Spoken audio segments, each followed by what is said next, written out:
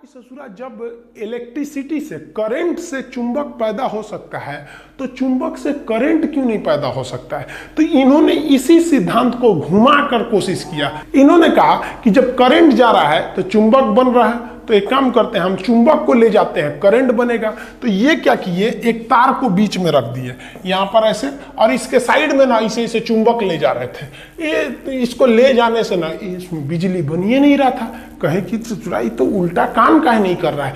अब इनको दिमाग काम नहीं कर रहा था, ऐसे तार था इसमें ऐसे चुंबक ले जा रहे थे, तो इनका काम ही नहीं कर रहा था। तो एक बार क्या किए इन लोग ना कि ये तार, ये चुंबक को ना घुमा के इसके अंदर जो चुंबक चारों ओर लगा के और अंदर का जो तार था ना उस तार को राउंड नचाना चालू किए। जैसे ये कॉइल है ना, ये कुंडली, तो इसको ये राउंड नचाना चालू किए।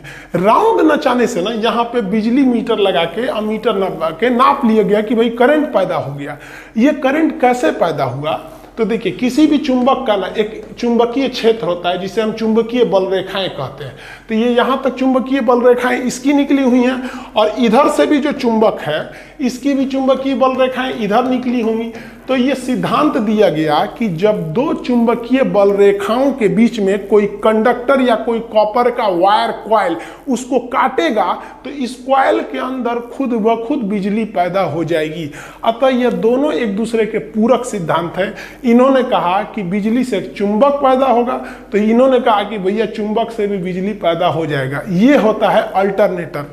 ये जो अल्टरनेटर और डायनेमो, इसका एक अलग चैप्टर होता है, इसको हम उसमें समझाएंगे। अभी आप मोटा मोटी यही समझिए कि जहां दो चुंबक रख देंगे उसके बीच में अगर आप किसी भी तार को इसे घुमाएंगे और बहुत हाई स्पीड में घुमाएंगे तो वो जो चुंबक का जो ये जो बल रेखाएं थी वो बदल जाएंगी आपकी विद्युत में, और आपको तार पर बिजली की प्राप्ति हो जाएगी।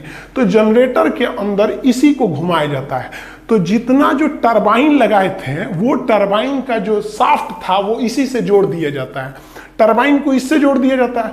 अब जो स्टीम आ रहा है वो नचाएगा टरबाइन को, टरबाइन नचाएगा इस कॉइल को, और कॉइल क्या करेगा, इसके चुंबकीय क्षेत्र को इसके चुंबकीय क्षेत्र के बीच में घूमेगा तो उनके चुंबकीय क्षेत्र को काटेगा, इसमें बिजली उत्पन्न हो जाएगी, और यहाँ से आप वायर के रास्ते से ट्रांसमिशन लाइन से भेज सकते हैं आप बिजली को।